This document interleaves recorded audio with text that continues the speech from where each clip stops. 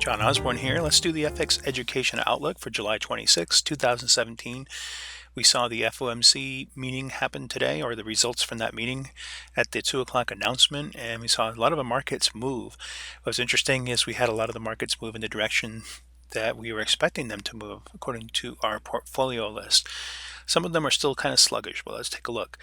First, the euro pound, you can see that we're still pulling back a little bit after touching or breaking through the top of that channel. And you can see we did break above this resistance line. So normally that would be a great entry, but I'm just a little sluggish about what's going on here, a little bit neutral, and also a little hesitancy trying to get us back over this previous pivot right here. So I'm a little hesitant to jump into that one just yet.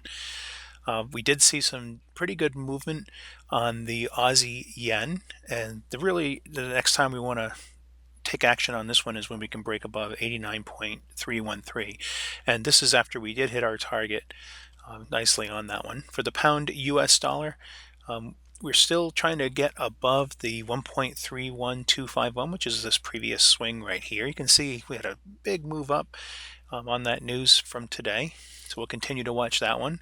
And the euro US dollar moving up as well. You can see we went past the 200 bar moving average on the weekly. So watch for that one to continue moving higher. We're past our target on that one as well.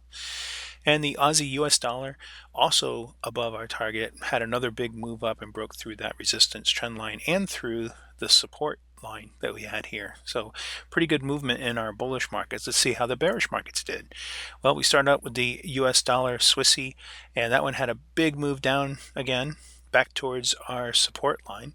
We had pretty much given up on this one as it was breaking above a previous support consolidation line, but we'll see what happens now as it tries to move lower. We do have a shooting star on the daily, so this could break through nicely. We've got to break below the 0.94435 to go lower, however.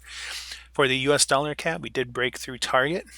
That did make a move on the news, so now we're broken through the 1.246, which is here on the weekly as well. That also brings us to the 200 bar moving average, and now the next pivot will be on the weekly anyways at the low of 1.21266. For the pound loonie, we didn't have the breakout that we saw in some of the other markets. We're still in a downward trend, especially on the weekly here, and what we can see is just continued consolidation. So we're almost ready to move this one into the consolidation portfolio, but for now we'll go ahead and leave it there. And for the pound yen, you can see we have a little bit of a tweezer set up here on the 240. So it went up and couldn't really break and close. Well, it closed, but not significantly so, and immediately reversed and came back down again on that previous pivot back here at 146.276. So we're still within this consolidation range on the daily that we'll keep an eye on.